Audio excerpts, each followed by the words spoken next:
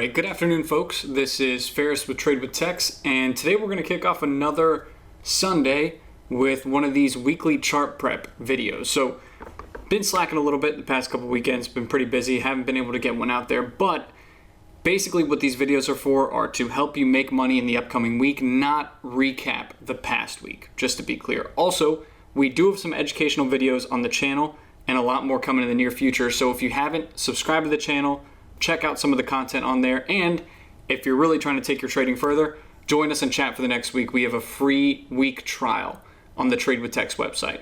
Okay, either way, let's get into it. All right, let's talk some of these momentum plays and let's discuss the S&P.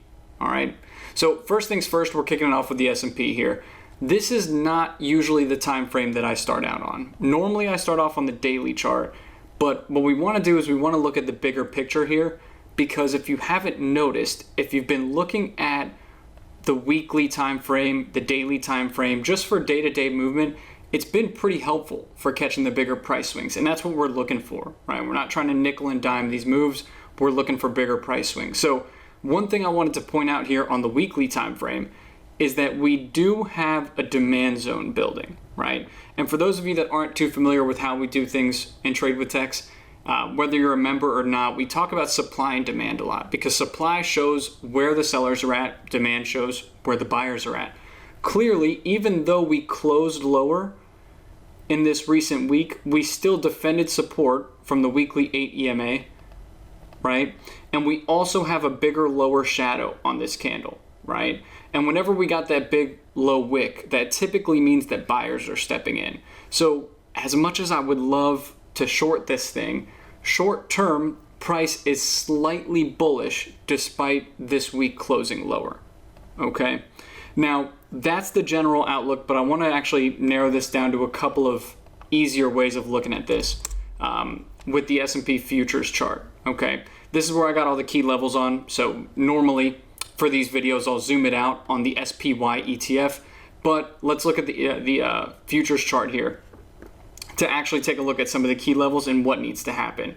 Now, this is where doing your homework really pays off, because going day to day has been a lot more helpful for reading this chart. If you zoom it in too far, even to the 15-minute, you can see that there's not really much consistency. The only consistency we've seen on the 15-minute was this recovery, right, which was indicated again on a larger time frame. So basically for the S&P, this is the movement that we've been getting lately. It really helps to draw a line to it to get an idea of where we're ranging between. And you can see that there's a little bit of indecision, and what we basically got on Friday was a rejection at the resistance zone. So short term, there's some supply at 41.77. That's the big resistance, okay? And what this is indicating is that realistically Monday, Tuesday, we'll get a small pullback. And then since the weekly chart is still slightly bullish, we want to look for that higher swing low and then a push up. Okay, so ultimately the game plan is for a push back up to 4,200, but because we got rejected at 41.77, we got to take a day off from the bullish outlook here. Okay, so this is what I'm looking for. Again, small pullback early in the week. Realistically, the zone that we need to hold is 41.35. So that's right here. If you see these two key levels, the yellow and the blue line, those kind of overlap at 41.35. Here's the 41.77 resistance. And again, this needs to hold short term in order to build a base for the move higher. Okay, if we crack that, so let's play devil's advocate here, right? Let's zoom it in and zoom in on these key levels a little bit. So you can see here's the supply zone, right? Sellers above 41.77. That's what we were talking about. And then with regards to support, all of this support is coming in at 41.35, roughly. Okay. If we were to crack that, that would send us all the way down here to 40.88. Okay. And then the big support down here at 40.58 and a half. So it's basically a much larger move down if we were to crack that support zone. Okay, these are the bigger targets, right? 4,200 and then 40.58 if we were to break up or down. But short term, again, our goal isn't to just nail the huge move. It's to get a bigger price swing within the range that we're given. right? Because again, we drew the daily chart movement, right? It looked like this, and we were downturning. So what we want is to capitalize on this move and then the bigger price swing up. So realistically, the area that you should be watching, 41.35 if we start pulling back. All right, if we can close a daily candle above that, that's healthy.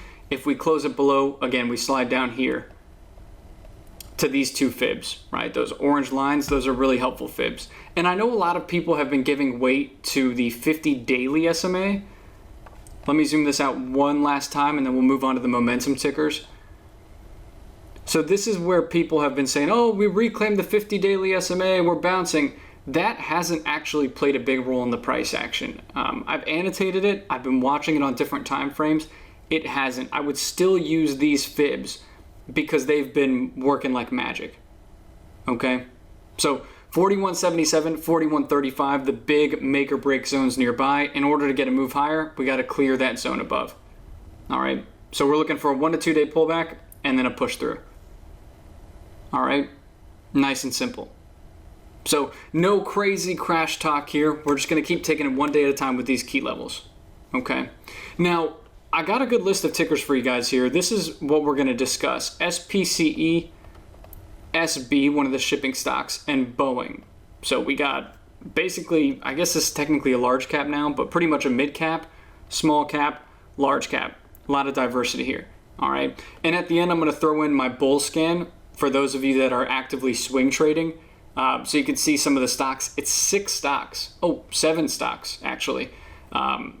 That I got for you guys to take a look at in the next week that are setting up for really big moves on larger time frames. Okay, but short term they don't look so good. So we'll talk about them for bigger moves.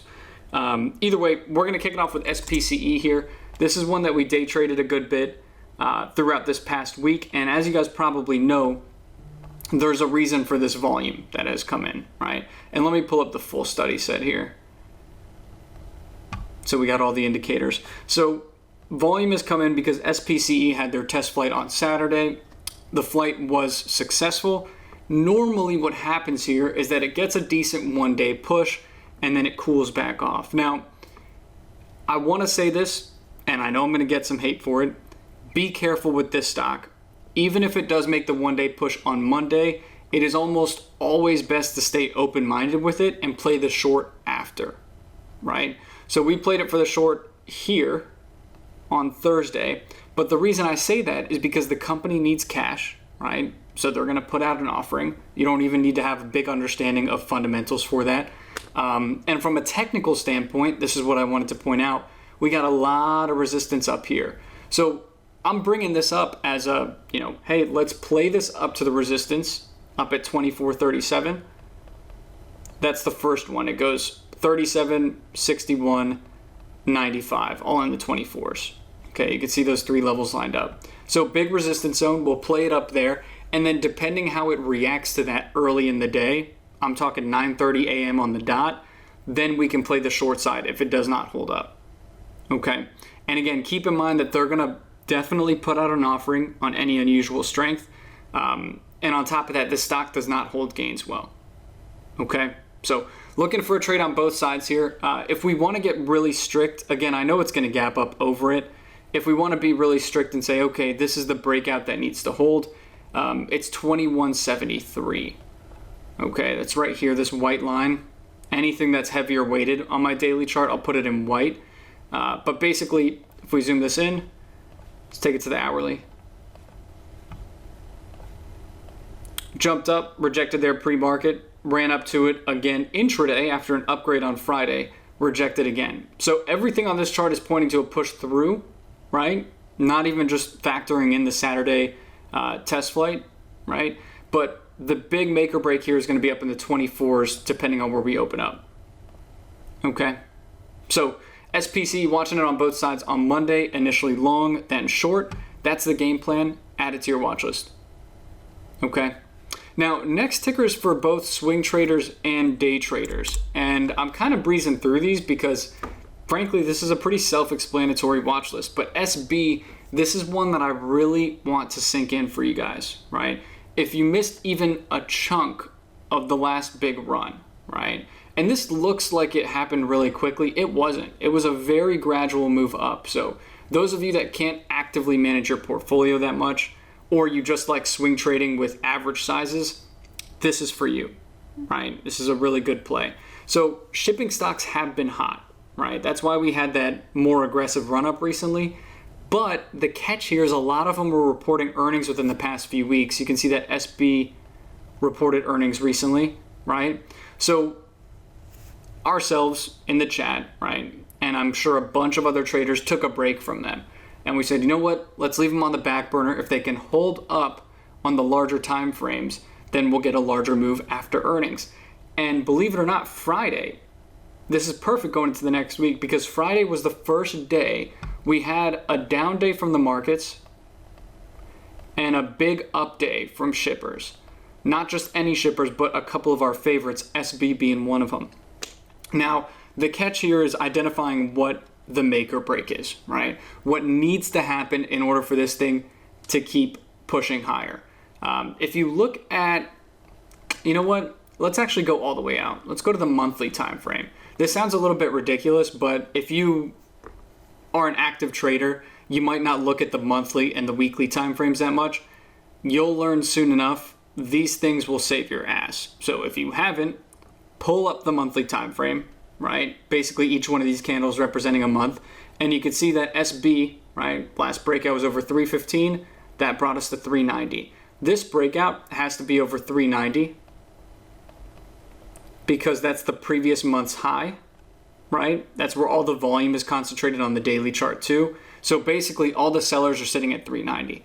Here's the catch. Friday, we closed above that on high relative volume. And it's not for a screaming huge 20% move. It was for 5%. It's a slow and steady mover. So for SB, simple enough. If it holds above 390, we get that next leg up. And the targets overhead are 430, so another 20 cents, and 457. And to be honest, I think those are pretty modest targets. I think that this thing could push to the fives, potentially. All right, not drinking any Kool-Aid. I hold a little bit long term. I've sold a good chunk of it. Up near $4 because I've been holding since below 2, but basically short term, this thing's lining up for another trade, so I'm going to look for another swing trade and day trade on this one. Okay, more realistically swing.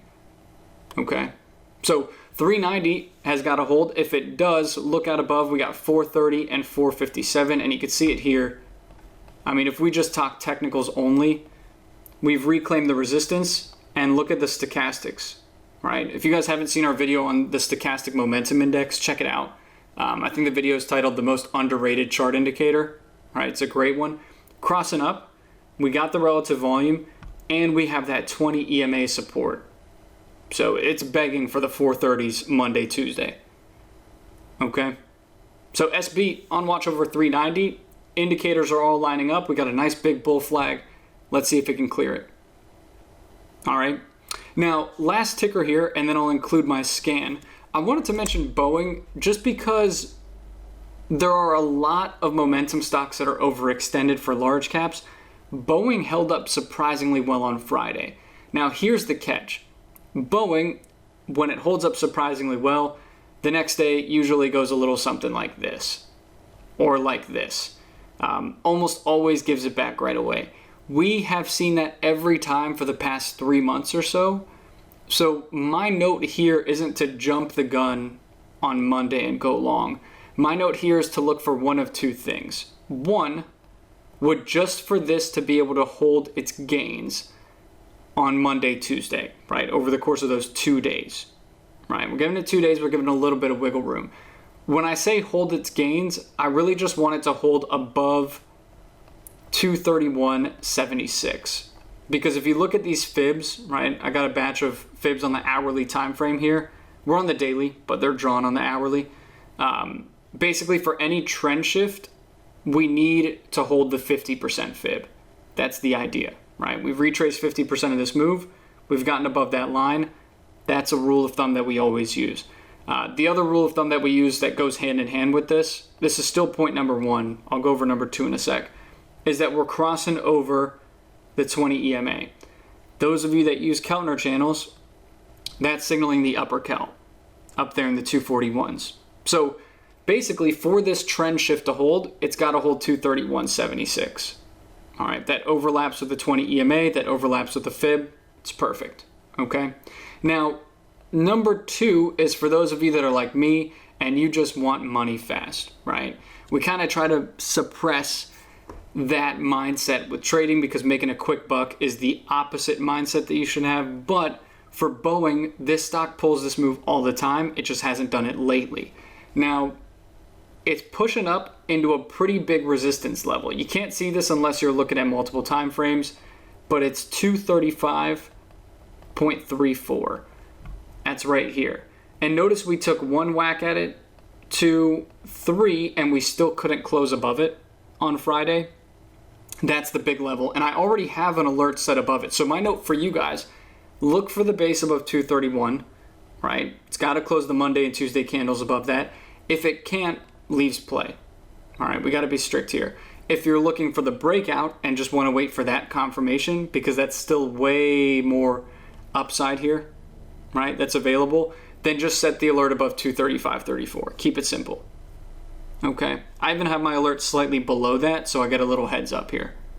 All right, but Boeing, the story's changing, right? Friday, they mentioned that they're going to increase their output for the 737 MAX, so we do have a catalyst, just like for SB, just like for SPCE, if you're noticing a theme here. We just need the chart confirmation, okay? And I'm going to emphasize this one more time before we move on to the scans and wrap this video up. A lot of people nowadays, I think because of the crypto craziness, are just focusing on one of these two things: catalyst or techs. Nobody's really combining them. And that's a little bit worrisome because once it works one time, everybody seems to completely ignore the other side of this, whether it's the catalyst or the techs. Make sure that you're factoring in both, and those are the tickers you prioritize. So the tickers like SPCE, SB, and Boeing all have a catalyst, but you have to wait for the techs to confirm. Okay. Out of these three, this one's my favorite. I think the techs have already confirmed on it, and we'll probably get some follow through next week, but I like that list going into next week. All right. Gives us plays on the long and short side. All right. Now, I wanted to include this real quick. I know it's in smaller text, but just to wrap up the video, there were a lot of significant movers this week that look so good on the larger time frames. But short term, they're overextended. They're indicating small pullbacks. Ford, so the ticker's F, Roblox, RBLX, Upstart, UPST, Target, TGT, Snap, you can guess that ticker, right? What a shocker. And then LFMD and 3D had some very big insider buys and some very big run-ups this week. I'm thinking realistically, at least 2/3 of these tickers pull back next week, and then we get the next leg up. And a lot of them are higher momentum, right? Pretty much every single one of these, but Target and Ford, are typically higher momentum stocks. Okay, and Ford was not a low momentum stock this past week. All right, so my purpose for mentioning this, guys, is that you add these to your list kind of on the do not forget list, right? Keep track of them, let them pull back a little bit Monday, Tuesday, later in the week, and the next week we capitalize and we look for the larger moves up. Okay, they're going to need some time to marinate, but they are some very strong charts. All right. Now, I'm going to leave it at that. You got 3 momentum movers. You got some outlook for the S&P. If you have any questions, you could drop them below. And if you like the video, feel free to share it or join us for a free week in Trade with Tex. All right, we got live screen sharing, audio, all that good stuff. Okay, but have a good Sunday, folks, and make some money for me. All right, take it easy.